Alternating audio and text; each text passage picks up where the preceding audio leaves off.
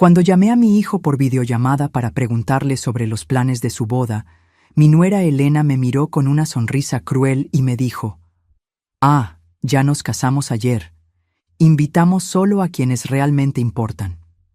Esas palabras cayeron sobre mí como hielo en la espalda.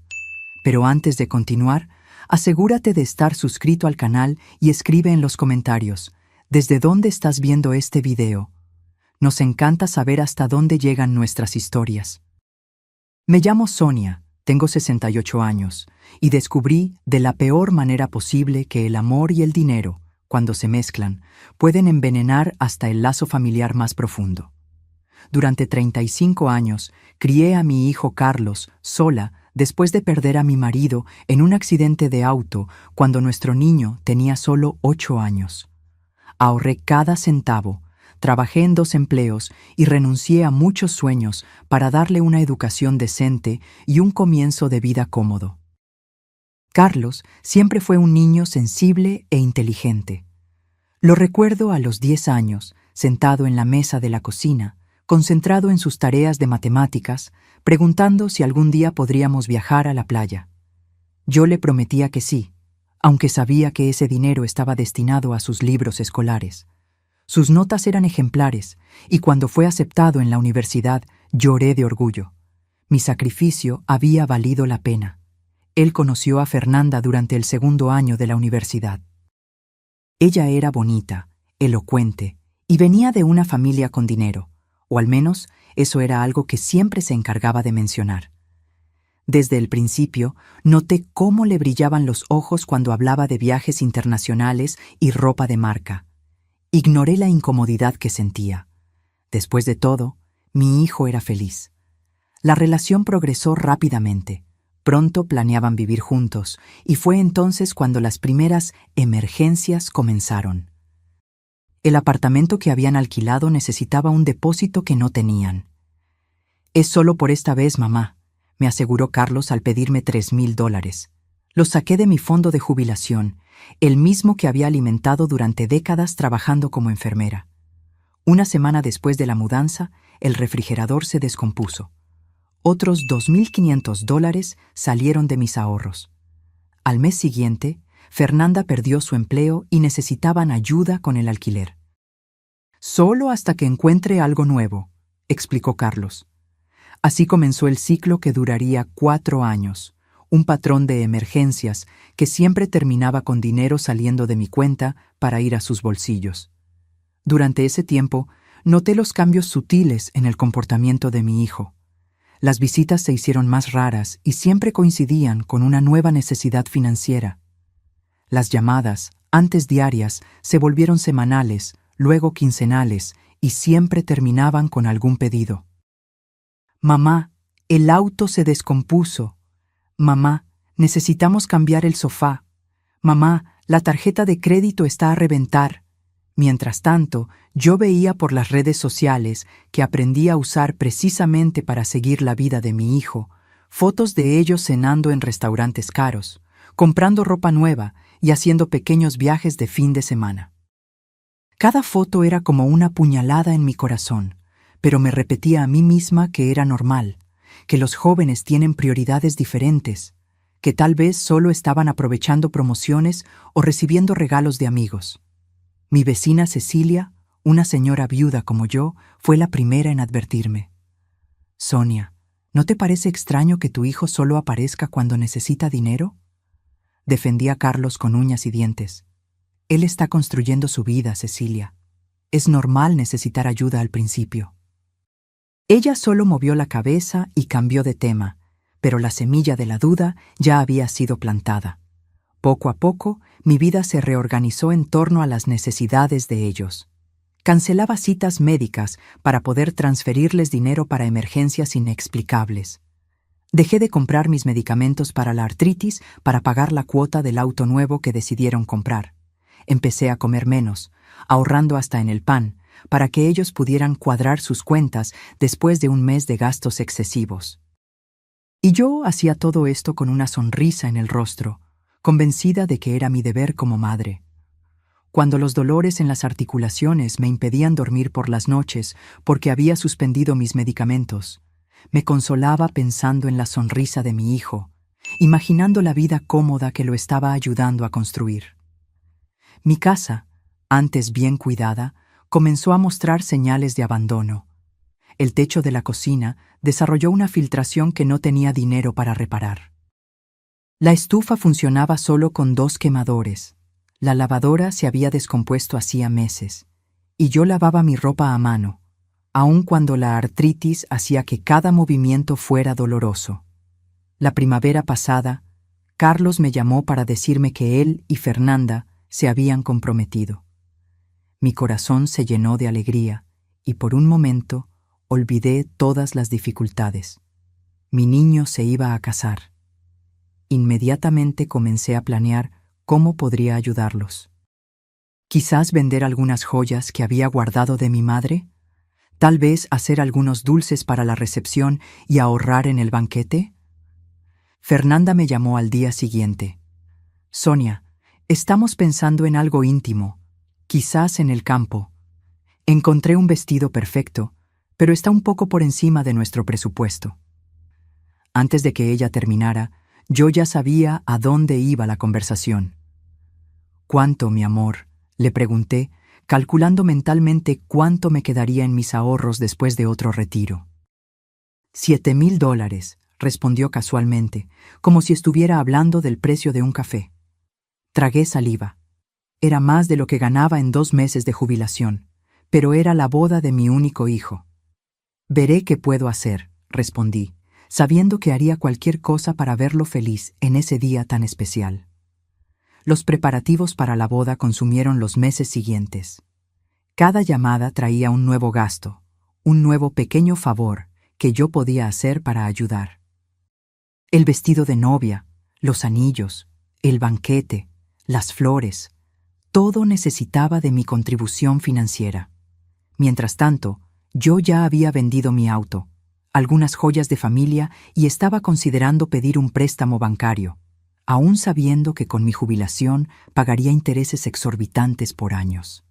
Me compré un vestido rosa pálido para usar en el gran día. No era caro, lo encontré en una liquidación, pero era elegante y discreto, perfecto para la madre del novio. Gasté un poco más en los zapatos, un pequeño lujo que me permití después de ahorrar en el desayuno por semanas. Me imaginé en las fotos, al lado de mi hijo, orgullosa y feliz por haber logrado criarlo sola hasta ese momento. La invitación oficial nunca llegó. Me pareció extraño, pero me imaginé que, con tantos preparativos, ese detalle se les pudo haber pasado. O tal vez, siendo la madre del novio, no necesitaba una invitación formal. Llamé a Carlos 3 semanas antes de la fecha que habían mencionado para confirmar los detalles.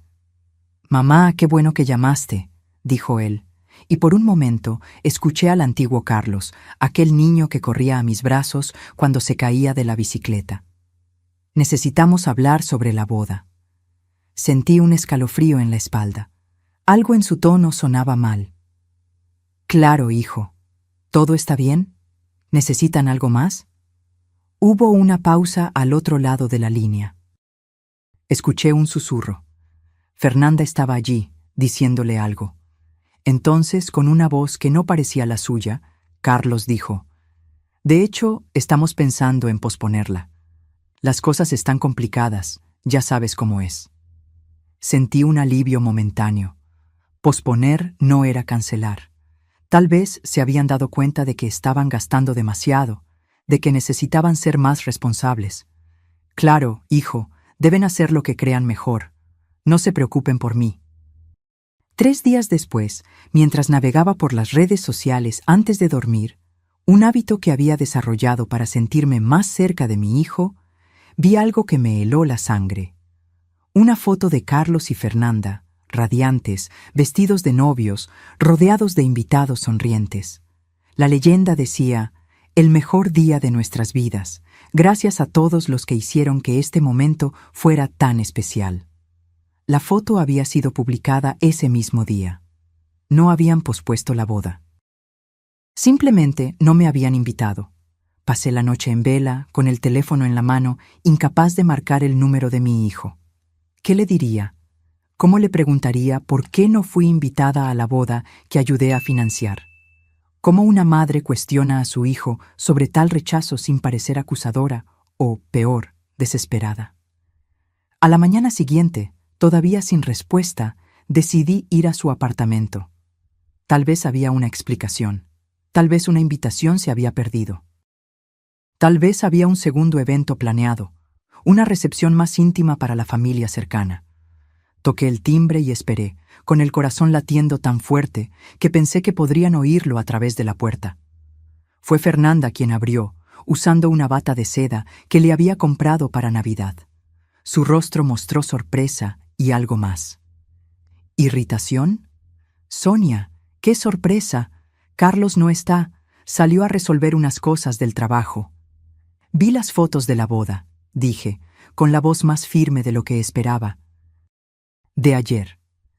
Fernanda abrió la puerta un poco más, pero no lo suficiente para invitarme a pasar. Su sonrisa no llegaba a los ojos. Ah, eso. Fue algo muy íntimo, ¿sabes? Decidimos hacer algo pequeño, solo para la gente que es realmente cercana. Esas palabras me golpearon como una bofetada. Gente que es realmente cercana. Después de 4 años manteniéndolos, después de vaciar mis ahorros para su vestido, para los anillos, para el banquete, yo no era considerada realmente cercana. Entiendo, dije, aunque no entendía nada. ¿Y cuándo exactamente decidieron hacer esa boda íntima? Ella miró su reloj de pulsera, otro regalo mío, con impaciencia apenas disimulada. Fue una decisión de último minuto, muy apresurada. No queríamos molestar a nadie con los preparativos, ya sabes cómo es. En ese momento, Carlos apareció en el pasillo detrás de ella. Nuestras miradas se encontraron, y por primera vez en mi vida vi a mi hijo desviar la vista, incapaz de mirarme. No era culpa lo que vi en sus ojos, sino vergüenza. No por haberme excluido, sino por haber sido descubierto. «Mamá», dijo, acercándose a la puerta, «no te esperábamos hoy». «Claramente», respondí.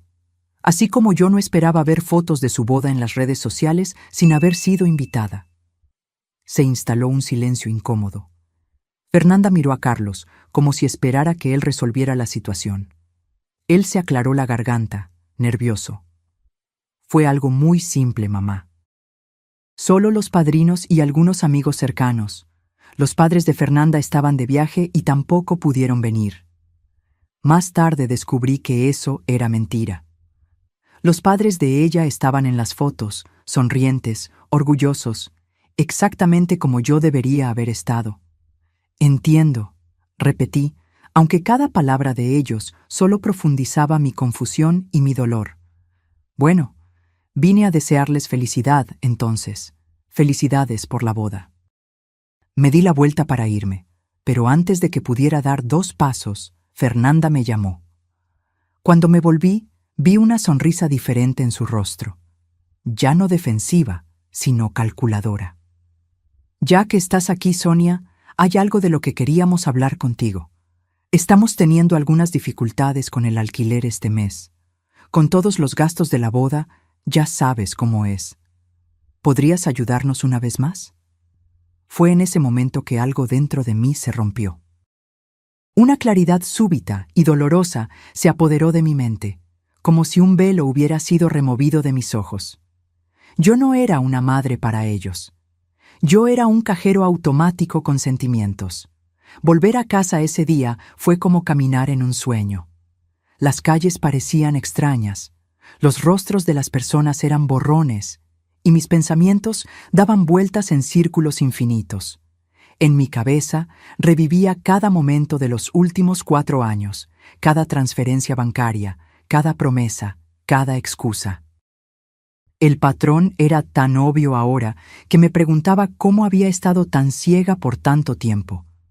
Me senté en la mesa de la cocina, la misma mesa donde Carlos había hecho sus tareas, donde yo había contado monedas en los meses más difíciles, donde había escrito todos esos cheques para emergencias, que nunca eran realmente emergencias. Delante de mí esparcí todos los estados de cuenta bancarios que había guardado meticulosamente. Las matemáticas eran brutales en su simplicidad. A lo largo de 4 años, yo había transferido $52,000 a Carlos y Fernanda. Dinero de mi jubilación, de los ahorros de toda una vida, del seguro que mi marido había dejado para garantizarme una vejez digna. Para ponerlo en perspectiva, era más de lo que ganaba en 3 años de jubilación. Con ese dinero, ellos habían comprado un auto nuevo, amueblado un apartamento, hecho viajes de fin de semana, cenado en restaurantes caros, comprado ropa de marca y, finalmente, celebrado una boda a la que no fui invitada. Mientras tanto, yo había cancelado mi plan de salud complementario, pospuesto tratamientos dentales, ignorado la filtración en el techo de mi cocina y a veces comía solo una vez al día para ahorrar. Recordé una noche particularmente fría del invierno pasado, cuando me di cuenta de que no tenía suficiente dinero para recargar el tanque de gas.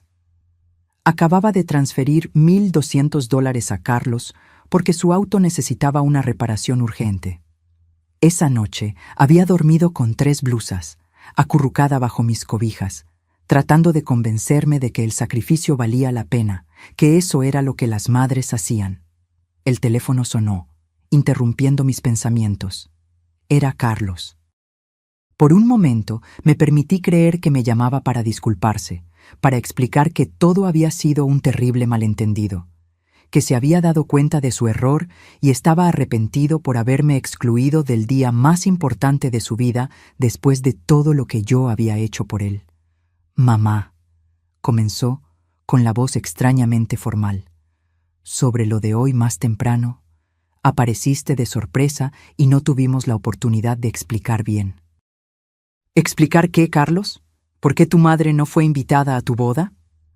Hubo una pausa y luego: «Fue algo de último minuto, muy íntimo, y sabíamos que no aprobarías la forma en que lo hicimos, sin iglesia, sin formalidades». Era una mentira tan obvia que resultaba insultante. Las fotos en las redes sociales mostraban una ceremonia elaborada, con al menos 50 invitados, flores por todas partes, un banquete elegante. Nada de eso había sido improvisado. «Y sobre el dinero», continué, sorprendiéndome por la firmeza en mi voz. «El dinero que me pidieron para la boda que dijeron que iban a posponer, para el vestido de $7,000 que ayudé a pagar, para el banquete, para los anillos. Mamá, ¿sabes lo caras que son las bodas hoy en día? Hicimos lo mejor que pudimos con el presupuesto limitado que teníamos». Presupuesto limitado. Las palabras resonaron en mi mente como una broma cruel.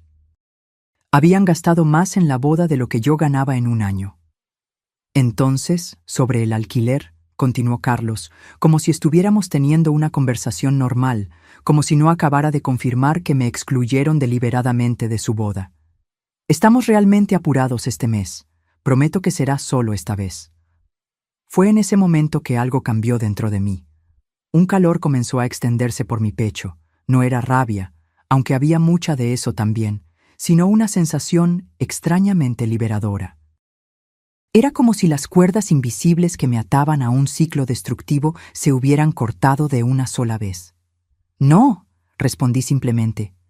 «¿Cómo que no?» La sorpresa en su voz era casi cómica.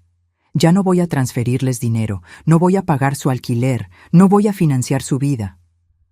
«Mamá, no estás siendo razonable. Nosotros necesitan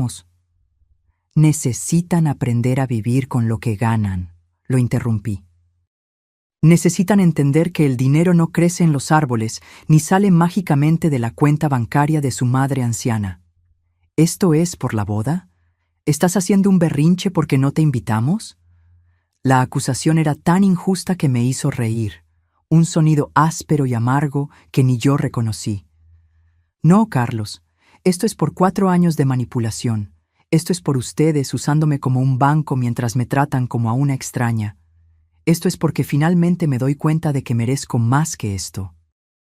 Él trató de argumentar, trató de hacerme sentir culpable, trató de convencerme de que estaba exagerando.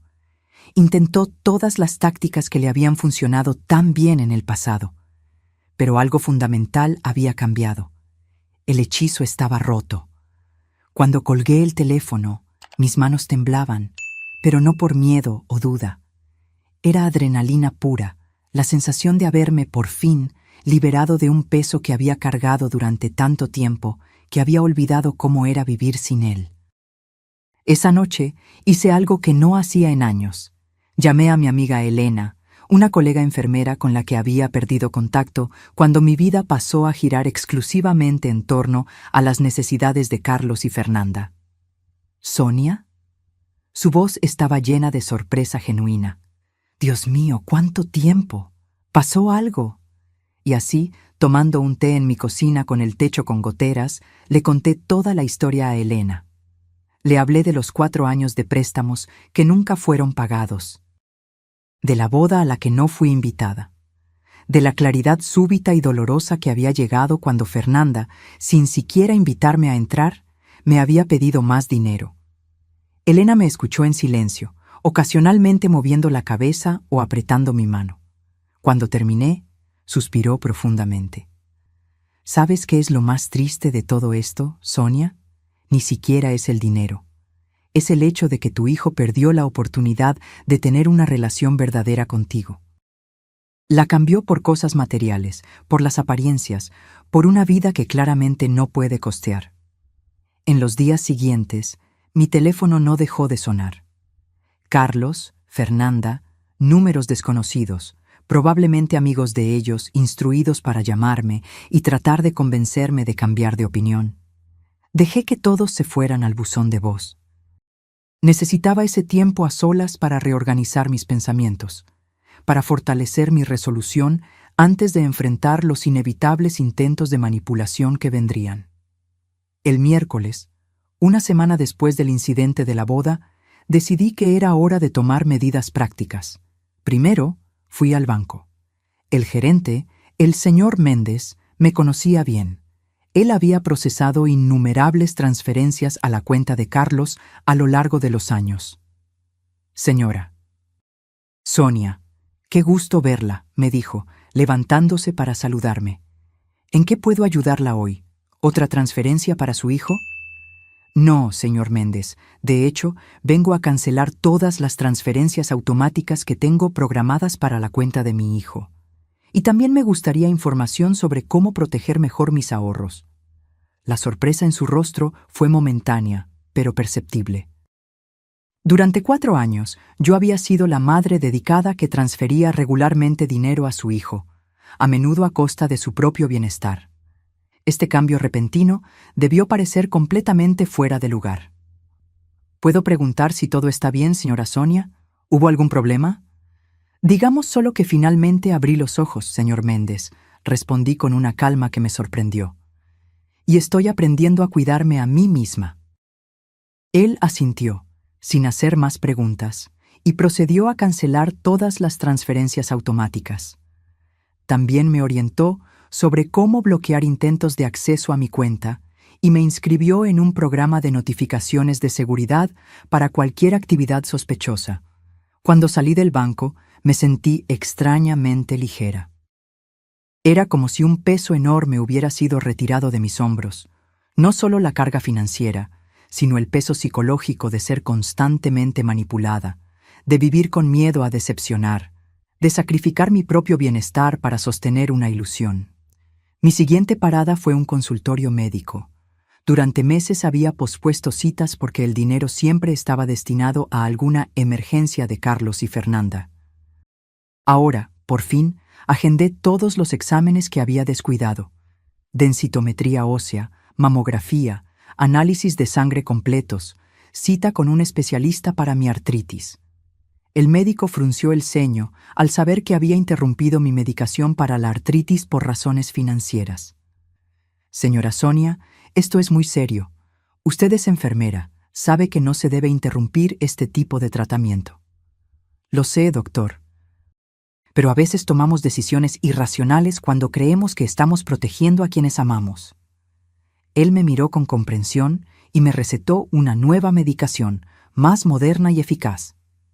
Esto debería ayudar con los dolores, pero no sustituye el tratamiento que usted perdió. Tendremos que monitorearla de cerca. Salí de la cita con una lista de exámenes para agendar y un nuevo cronograma de medicación. Por primera vez en años, mi salud se había convertido en una prioridad.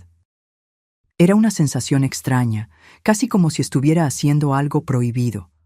Tuve que recordarme repetidamente que cuidarme no era egoísmo, era una necesidad. Esa noche, Elena vino a cenar conmigo. Trajo comida, sabiendo que mi estufa no funcionaba bien, y una botella de vino. Nos sentamos en mi pequeño balcón, el aire de la noche suavizando el calor del día. «¿Cómo te sientes?», preguntó ella, sirviéndome una copa de vino tinto. «Extraña», confesé. «Culpable, aliviada, triste, libre. Todo al mismo tiempo». «Es normal. Estás pasando por el luto de una relación que creías tener, pero que en realidad nunca existió. Es como perder a alguien 2 veces». Reflexioné sobre eso mientras observaba el líquido oscuro girar en mi copa. Elena tenía razón. No solo estaba perdiendo a mi hijo en este momento, estaba perdiendo la idea que tenía de él, la ilusión que había alimentado durante tanto tiempo. «¿Sabes qué es lo más difícil?», le pregunté. «Ni siquiera es el dinero. Es saber que, incluso con todo el sacrificio, incluso renunciando a mi propia salud y comodidad, nunca fui realmente importante para ellos. Yo era solo útil». Elena me tomó la mano, con sus ojos llenos de compasión. «Y es exactamente por eso que necesitas alejarte. No por el dinero, sino por tu dignidad, por tu alma». Esa misma noche recibimos una visita inesperada. Eran casi las 10 cuando sonó el timbre. Elena y yo intercambiamos miradas de preocupación. ¿Quién vendría tan tarde? Por el visor de la puerta vi a Fernanda, sola, luciendo extrañamente vulnerable, sin su habitual expresión de confianza.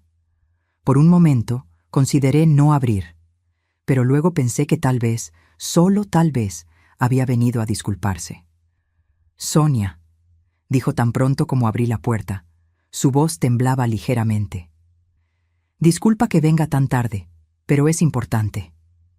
No la invité a pasar, solo esperé a que continuara.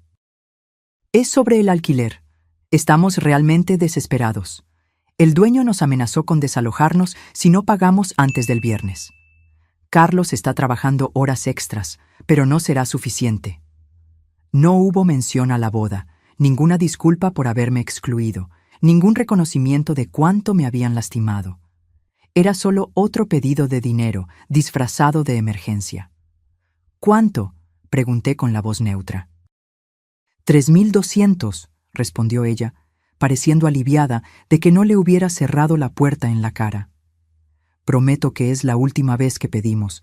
Las cosas están difíciles para todos. Ya sabes cómo es». La miré de verdad, tal vez por primera vez. Llevaba un abrigo nuevo. Podía ver la etiqueta de una marca cara aún colgando de la manga. Su cabello estaba perfectamente peinado, sus uñas recién hechas.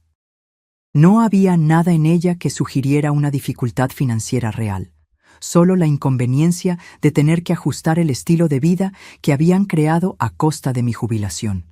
«Fernanda», le dije, con la voz sorprendentemente tranquila, «¿te acuerdas de lo que me dijiste cuando fui a tu casa y me enteré de la boda?». Ella pareció confundida por un momento, luego incómoda.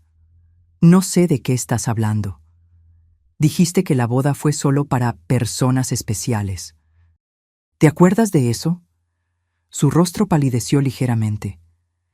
«Sonia, eso no fue del todo así. Lo entendiste mal». «No, lo entendí perfectamente», la interrumpí. «Y ahora yo también solo ayudo a personas especiales. Y al parecer, así como yo no fui lo suficientemente especial para su boda, ustedes no son lo suficientemente especiales para recibir mi dinero». La expresión de ella cambió al instante. La máscara de vulnerabilidad cayó, revelando la rabia fría debajo. «No puedes hacer eso. Somos tu familia». «¿Familia?», repetí, sintiendo una extraña calma envolviéndome. «La familia no usa a las personas, Fernanda. La familia no manipula. La familia no excluye. Lo que ustedes hicieron no fue actuar como familia, fue actuar como parásitos». La expresión en el rostro de Fernanda cuando cerré la puerta quedó grabada en mi memoria. No era tristeza o arrepentimiento, era pura indignación, como si yo hubiera roto algún contrato implícito entre nosotras. Como si el dinero fuera un derecho de ella, no un favor que yo le concedía. Dios mío, dijo Elena, que había presenciado todo desde la sala. Ni siquiera intentó disculparse por la boda. Porque en su cabeza no hay nada por lo que disculparse, respondí, sintiéndome extrañamente en paz. En su visión, yo soy solo un recurso para ser explotado, no una persona con sentimientos. Esa noche, después de que Elena se fue, me senté en mi cama y lloré. No por Fernanda o por su visita, sino por el hijo que había perdido. No por la muerte física, sino por la muerte de la relación, de la confianza, del respeto mutuo que ingenuamente había creído que teníamos. En los días siguientes, los intentos de contacto se intensificaron. Carlos llamaba constantemente, dejaba mensajes de voz que oscilaban entre súplicas y acusaciones. «Mamá, no puedes simplemente cortarnos así, de la nada», decía uno de los mensajes. «Tenemos cuentas que pagar, compromisos. Siempre nos has ayudado, no entiendo por qué estás actuando así ahora». En otro: «¿Esto es por la boda? Íbamos a contarte, pero todo pasó muy rápido. Estás siendo irracional». Y el que más me dolió: «Si realmente te importáramos, no nos dejarías en esta situación». ¿Qué clase de madre le hace esto a su propio hijo? Ese último mensaje me hizo sentarme en el sofá, sin aliento, como si me hubieran dado un puñetazo en el estómago. ¿Qué clase de madre hace eso? La pregunta resonaba en mi mente, mezclándose con otra, mucho más dolorosa. ¿Qué clase de hijo hace lo que tú me hiciste a mí? El sábado, 2 semanas después de cortar el apoyo financiero, recibí una visita inesperada. Estaba en la cocina, preparando un café, cuando sonó el timbre. Por el visor de la puerta vi a 3 personas: Carlos, Fernanda y un hombre mayor, de traje, que no conocía. Abrí la puerta solo unos centímetros, manteniendo la cadena de seguridad puesta. ¿Sí? «Mamá», comenzó Carlos, con su voz extrañamente formal. «Este es el doctor Figueiredo. Es psiquiatra y está aquí para hablar contigo sobre tu condición». «¿Mi condición?», repetí, perpleja. El hombre de traje dio un paso al frente, sonriendo de una manera que pretendía ser reconfortante, pero solo me pareció condescendiente. «Señora, Sonia, su hijo y su nuera están muy preocupados por los cambios recientes en su comportamiento. Comportamientos impulsivos, paranoia, aislamiento social. Son signos preocupantes que merecen atención profesional». En ese momento entendí el plan. No estaban allí para disculparse. Estaban allí para declararme mentalmente incapaz, para tomar el control de mis finanzas bajo el pretexto de estar protegiéndome. El shock dio paso a la indignación y luego a una calma gélida. «Doctor Figueiredo», dije, manteniendo mi voz firme. «Soy enfermera jubilada. Trabajé 30 años en el Hospital São Lucas, en la sala de geriatría. Conozco bien los signos de deterioro cognitivo y, afortunadamente, no presento ninguno. Lo que sí estoy presentando es un tardío, pero necesario, sentido de autoconservación». El médico pareció momentáneamente desconcertado, pero se recuperó rápidamente. «Señora Sonia, la negación es común en estos casos. ¿Tal vez podemos pasar y hablar más cómodamente?» «No será necesario. Si usted realmente está preocupado por mi salud mental, le sugiero que agende una cita apropiada en su consultorio, con hora y expediente. No a través de una visita sorpresa, acompañado por las personas que tienen un interés financiero directo en declararme incapaz». Fernanda dio un paso al frente, con su impaciencia visible. «Sonia, no tenemos tiempo para esto. No estás bien. Cualquiera puede verlo. Cortaste a tu propia familia por un malentendido sobre una boda». «No fue un malentendido, Fernanda», respondí tranquilamente. «Ustedes me excluyeron deliberadamente de la boda que ayudé a pagar, y luego vinieron a pedir más dinero como si nada hubiera pasado. Eso no es paranoia, son hechos». Carlos intervino, su voz oscilando entre la frustración y la falsa preocupación. Mamá, estás confundida. Te explicamos lo de la boda. Fue algo pequeño, íntimo. Con 50 invitados, incluyendo a los padres de Fernanda, completé. Vi las fotos, Carlos. Me mintieron, me excluyeron y luego siguieron mintiendo. Y ahora están tratando de declararme mentalmente incapaz porque corté el flujo de dinero. El doctor Figueiredo miró de Carlos a mí, claramente reevaluando la situación. Señora Sonia, su hijo mencionó comportamientos financieros erráticos. Dijo que usted solía ayudarlos regularmente y de repente se detuvo, sin explicación. Doctor, respondí mirándolo directamente. En los últimos 4 años, transferí más de $42,000 de mi jubilación a mi hijo y mi nuera. Tengo todos los recibos y estados de cuenta bancarios. Durante ese tiempo, pospuse cuidados médicos, viví con filtraciones en el techo y problemas estructurales en la casa, y a veces recortaba comidas para poder ayudarlos. Recientemente, descubrí que fui excluida de su boda, para la que contribuí financieramente. En ese momento, me di cuenta de que estaba siendo explotada y decidí parar. Eso no es un comportamiento errático, es autoconservación. El médico pareció genuinamente sorprendido. Era obvio que la historia que él había escuchado era muy diferente de la realidad.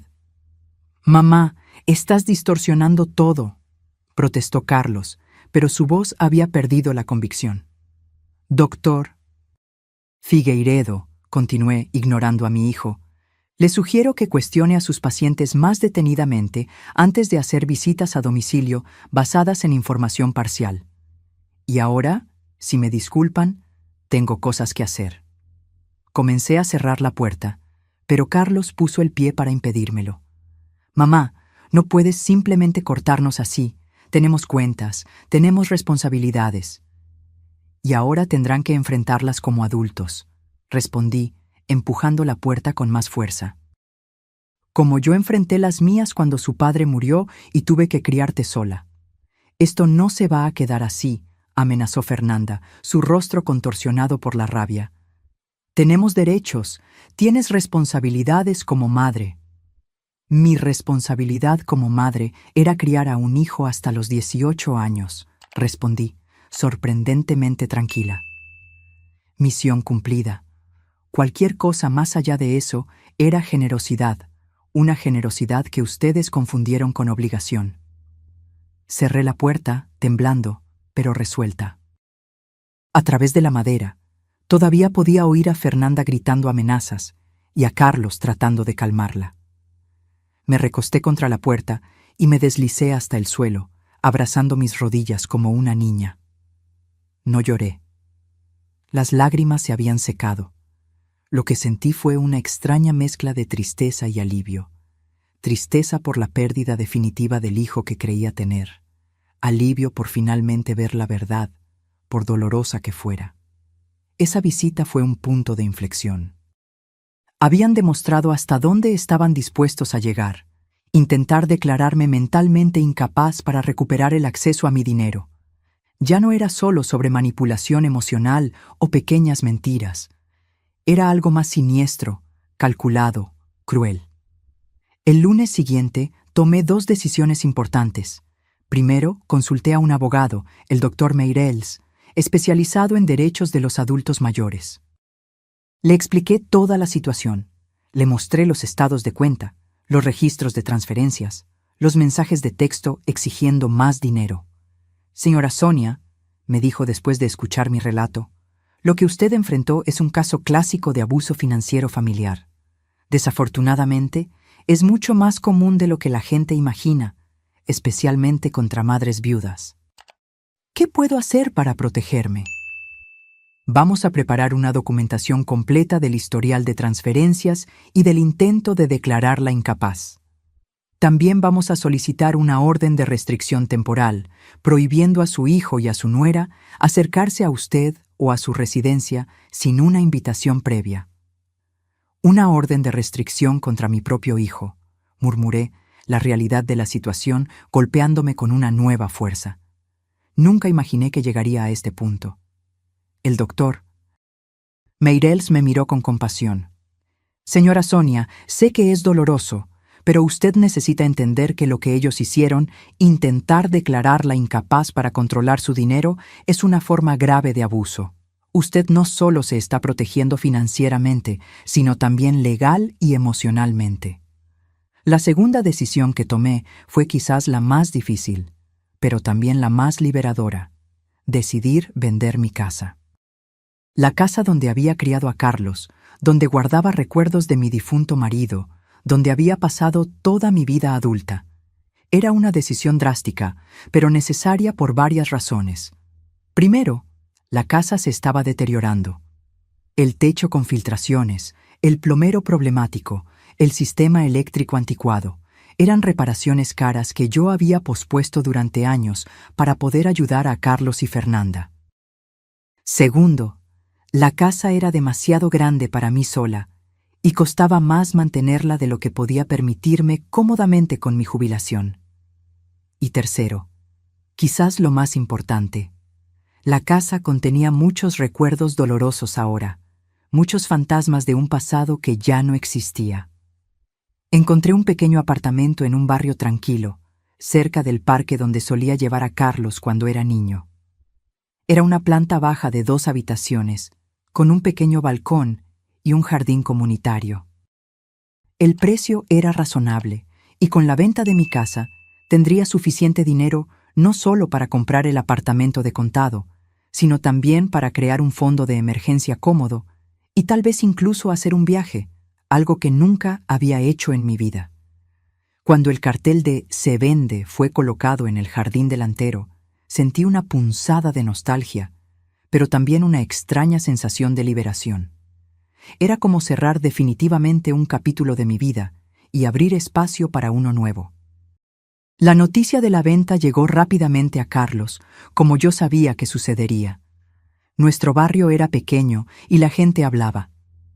Él apareció en mi puerta al día siguiente, solo esta vez, con el rostro como una máscara de indignación y preocupación. «Mamá, no puedes vender la casa», dijo sin siquiera saludarme.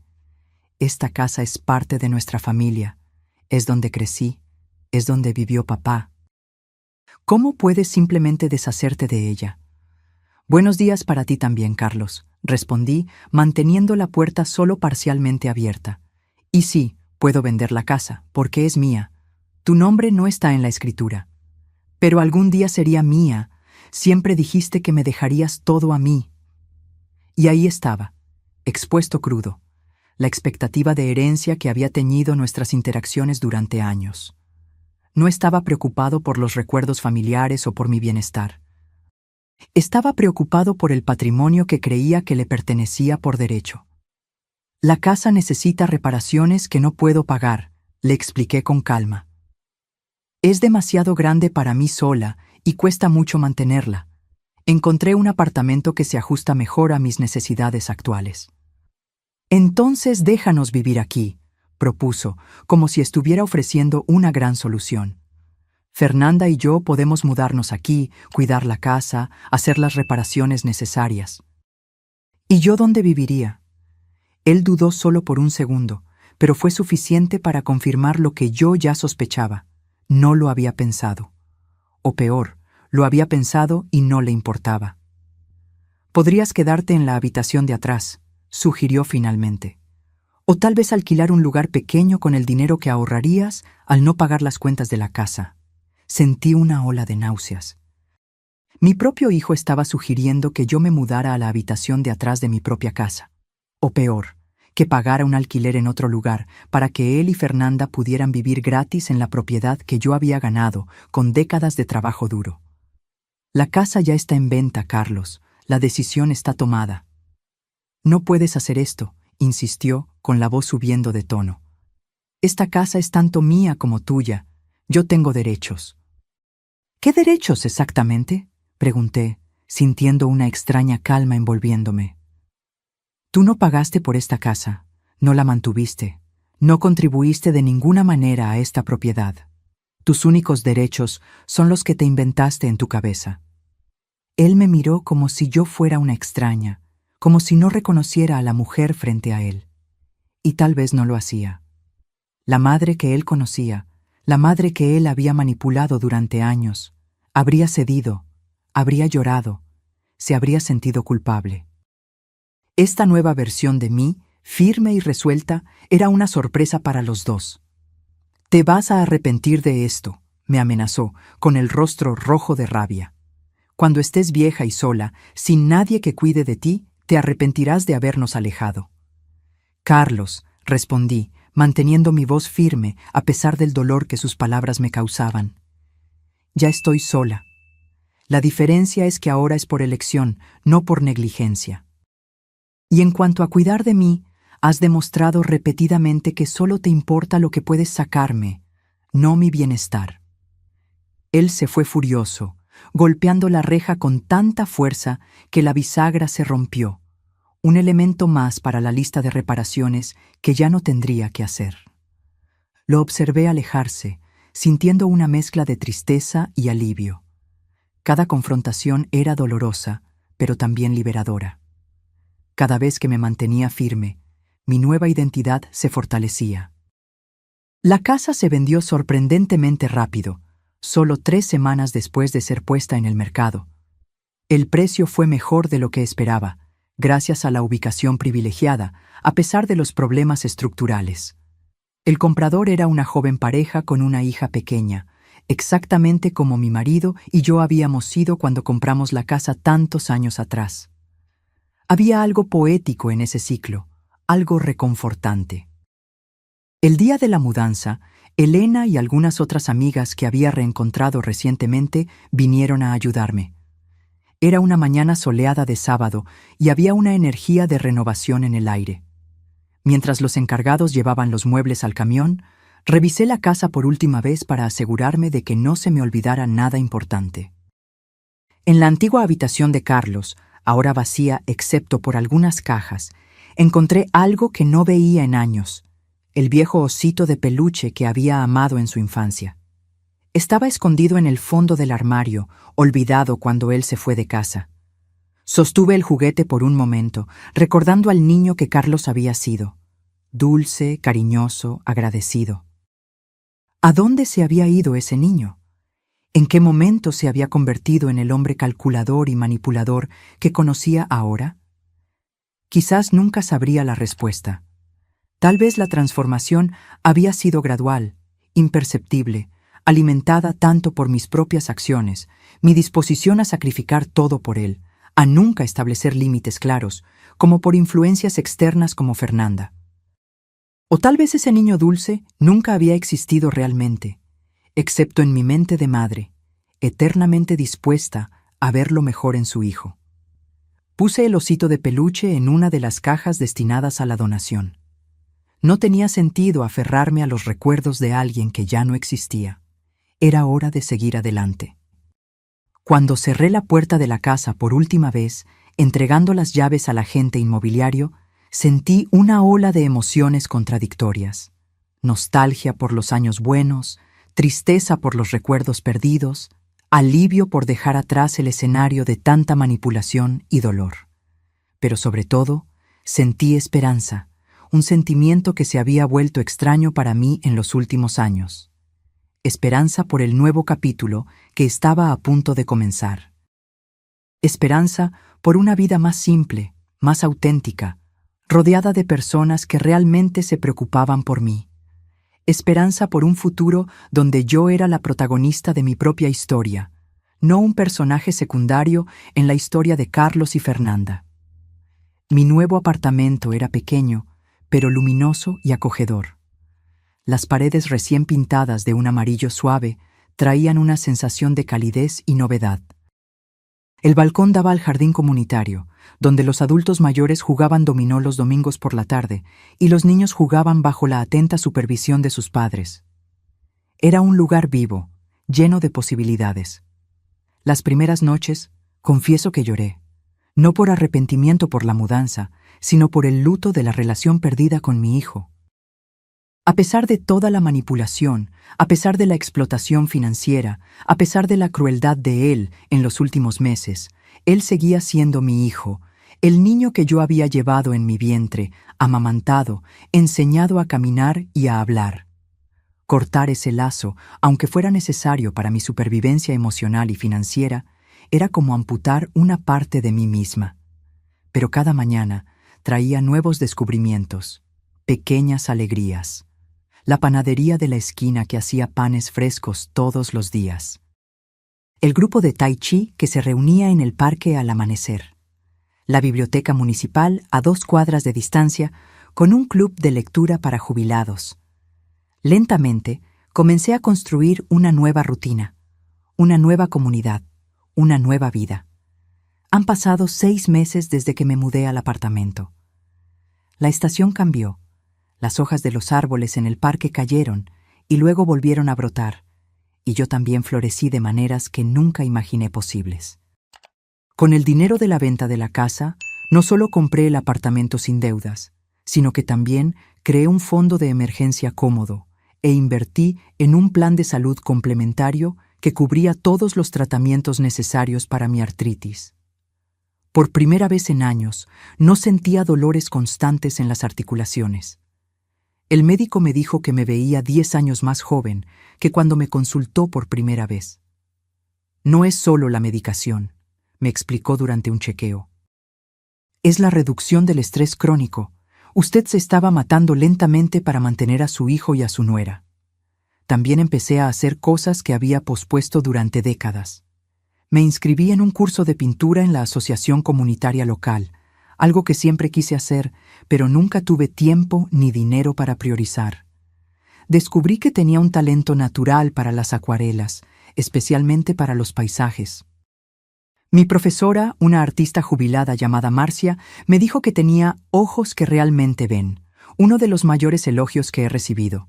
Elena y yo nos volvimos compañeras de viaje. Nada extravagante, solo pequeñas excursiones de fin de semana a ciudades históricas cercanas o a playas tranquilas. En uno de esos viajes visitamos una colonia de pescadores y me fascinó el ritmo de vida diferente, la simplicidad y la profunda conexión con la naturaleza. Tomé decenas de fotos y luego pinté el atardecer sobre los botes, una obra que ahora está enmarcada en la pared de mi sala. También encontré placer en pequeños lujos cotidianos que antes me parecían extravagantes. Una taza de café especial comprado en grano, un buen libro adquirido en lugar de prestado de la biblioteca, un masaje terapéutico mensual para ayudarme con la artritis. No eran gastos excesivos, seguía viviendo dentro de mi presupuesto, pero eran pequeñas gentilezas conmigo misma, recordatorios de que mi comodidad y bienestar importaban. Carlos intentó contactarme algunas veces en los primeros meses. Los mensajes siempre seguían el mismo patrón. Comenzaban con falsas preocupaciones sobre mi salud o adaptación al nuevo apartamento. Rápidamente evolucionaban a menciones casuales de dificultades financieras y terminaban con pedidos directos de dinero. Cada vez yo respondía educadamente que estaba bien, pero que no podría ayudar financieramente. Eventualmente, los mensajes se detuvieron por completo. A través de conocidos en común, supe que se habían mudado a un apartamento más pequeño y barato.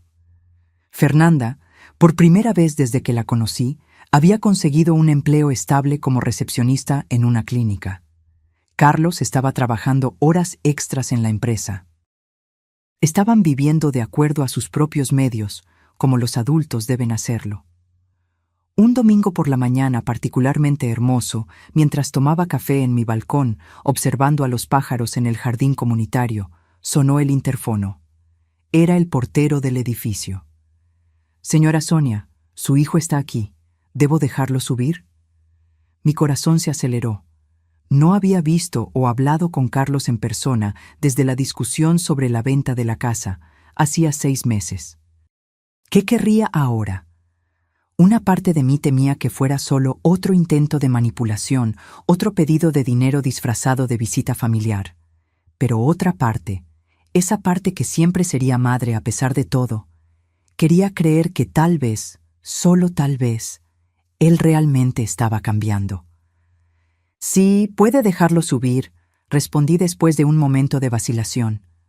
Abrí la puerta antes de que él tocara. Carlos se veía diferente, más delgado, con ojeras visibles, pero también había algo más en sus ojos. Una especie de madurez que no estaba allí antes. «Mamá», dijo simplemente. «Carlos», respondí, manteniendo la puerta abierta. «Pasa». Él entró, mirando a su alrededor con curiosidad. Era la primera vez que visitaba mi nuevo hogar. «Es bonito aquí, acogedor». «Gracias, me está gustando mucho». Se instaló un silencio incómodo entre nosotros. Había tantas cosas no dichas, tantas heridas abiertas, que era difícil saber por dónde empezar. «¿Café?», ofrecí finalmente. «Sí, por favor». En la cocina, preparé 2 tazas en silencio. Mis movimientos eran automáticos, mientras mi mente corría. ¿Por qué estaba allí? ¿Qué quería? ¿Estaba lista para otra ronda de manipulación emocional? Regresamos a la sala, donde Carlos estaba mirando mi pintura del atardecer sobre los botes de pesca. «¿Tú pintaste esto?», preguntó, genuinamente sorprendido. «Sí, empecé a pintar hace unos meses». «Es muy bueno, mamá. No sabía que tenías este talento». «Ni yo», respondí honestamente. «Nunca tuve tiempo para descubrirlo antes». Otro silencio. Carlos bebió un sorbo de café, pareciendo reunir coraje para decir algo. «Mamá, vine a pedirte disculpas», dijo finalmente, con la voz baja pero firme. «Por la boda, por haberte mentido, por todo en realidad». Me quedé en silencio, esperando a que continuara. No sería la primera vez que comenzaba con una disculpa que rápidamente se convertía en un pedido de dinero. «Estos últimos meses han sido difíciles», continuó. «Tuvimos que mudarnos, recortar gastos, trabajar más. Fernanda lo está odiando, pero creo que lo necesitábamos. Necesitábamos aprender a vivir dentro de nuestras posibilidades». Sí, lo necesitaban, estuve de acuerdo, todavía cautelosa. Al principio te culpé. Pensé que estabas siendo cruel, vengativa, pero luego empecé a hacer las cuentas, a ver cuánto dinero realmente nos diste a lo largo de los años. Fue impactante. Nunca me había detenido a sumar todo. Él miró hacia abajo, a su taza de café, como si no pudiera mirarme a los ojos. Y lo peor es que nunca te di las gracias. Nunca reconocí realmente el sacrificio que estabas haciendo. Simplemente lo esperaba, como si fuera mi derecho recibir tu dinero, tu ayuda, tu tiempo. Sus palabras me conmovieron profundamente, pero años de manipulación me habían vuelto cautelosa. ¿Qué cambió, Carlos? ¿Por qué este súbito momento de claridad? Él suspiró. Fernanda está embarazada. Ah, ahí estaba. El verdadero motivo de la visita, el verdadero motivo de las disculpas. Una vez más, necesitaba algo de mí. «Felicidades», dije, manteniendo mi voz neutra. «¿Para cuándo es la fecha prevista?» «Para dentro de 7 meses, y antes de que preguntes, no vine a pedir dinero. Sé que es lo que debes estar pensando, y no puedo culparte, pero no es eso». «Entonces, ¿qué es, Carlos?» La perspectiva de convertirme en padre me hizo reevaluar muchas cosas. ¿Cómo te traté? ¿Cómo espero que me trate mi propio hijo o hija? Me di cuenta de que no quiero criar a un niño que me vea solo como una fuente de dinero o recursos. Quiero criar a alguien que me respete, que me valore por lo que soy, no por lo que puedo darle. Hizo una pausa, respirando hondo. Y para hacer eso, necesito ser ese tipo de persona también. Necesito demostrar ese tipo de respeto, empezando contigo. Sus palabras sonaban sinceras, más genuinas que cualquier cosa que me hubiera dicho en los últimos años. Aún así, había una voz cautelosa dentro de mí, recordándome todas las veces que fui manipulada, todas las promesas vacías. Eso suena muy bonito, Carlos, pero las palabras son fáciles. Lo que realmente importa son las acciones, la consistencia. Lo sé, asintió, y no espero que simplemente creas en mí ahora. Solo quería que supieras que estoy tratando de cambiar.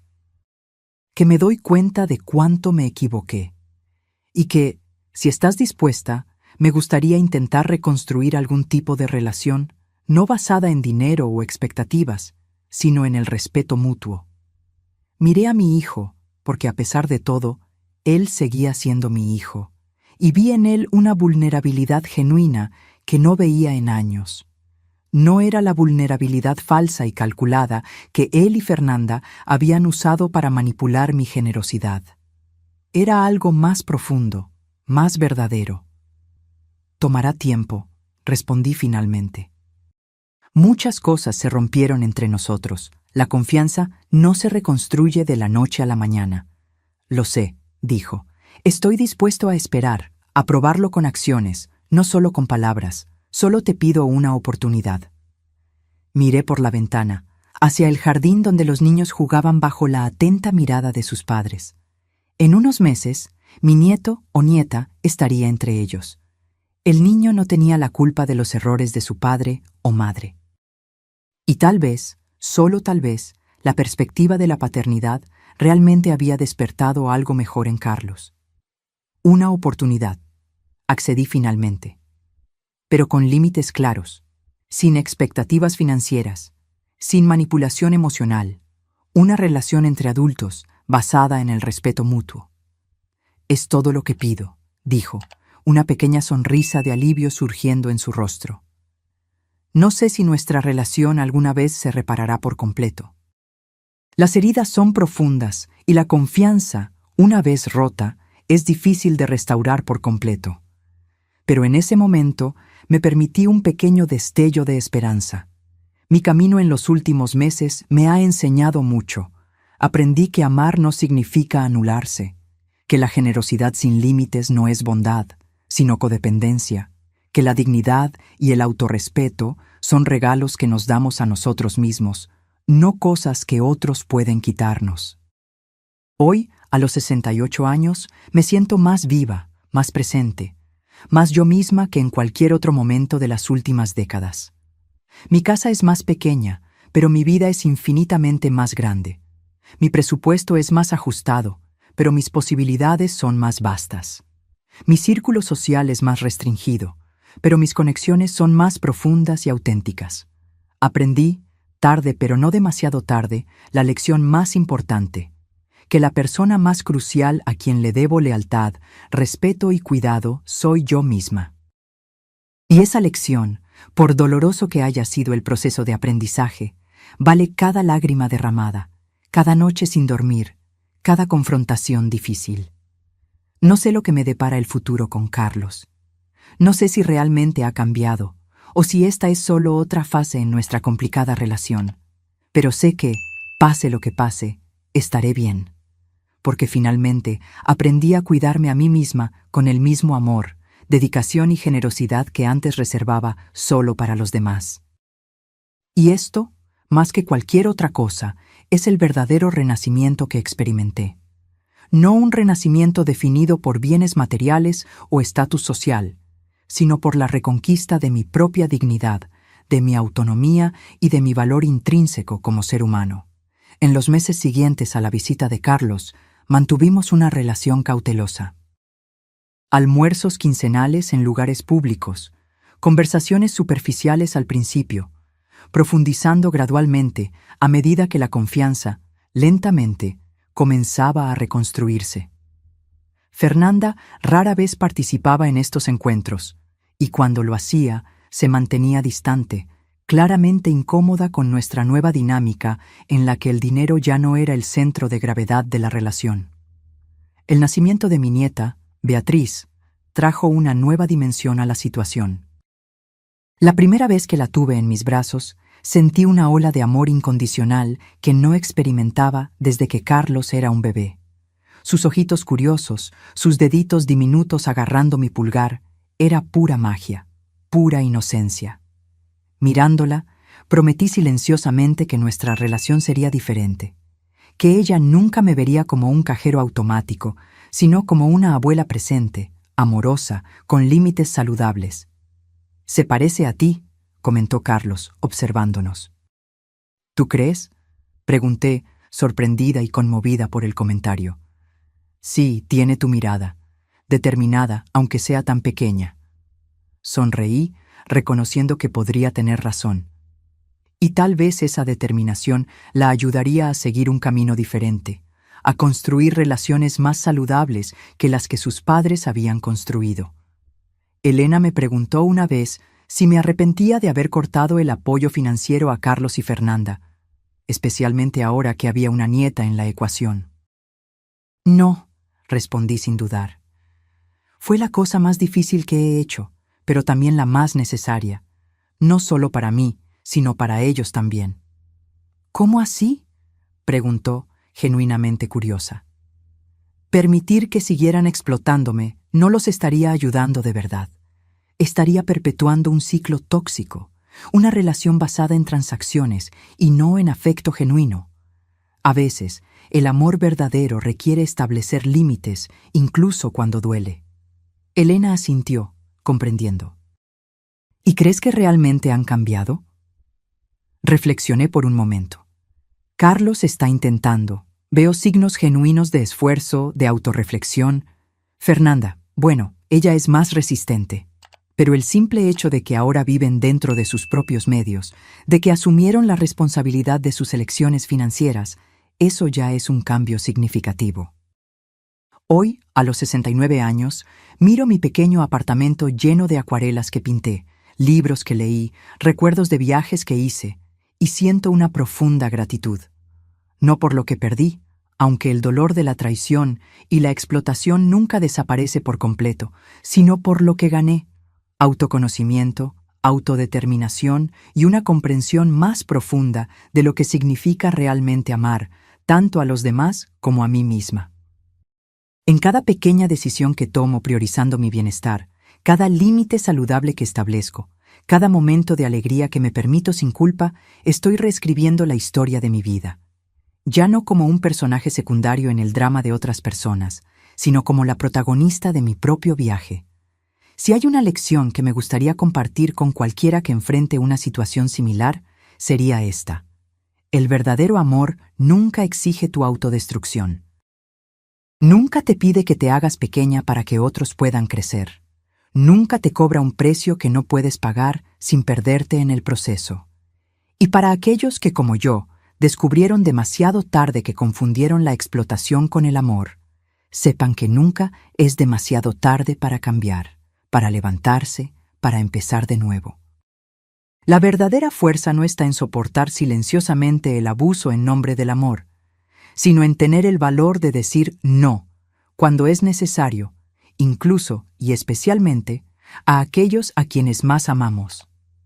Ahora, si te gustó esta historia, haz clic en este próximo video que aparece en la pantalla, porque en él hay una historia de traición y giro que nunca antes habías visto.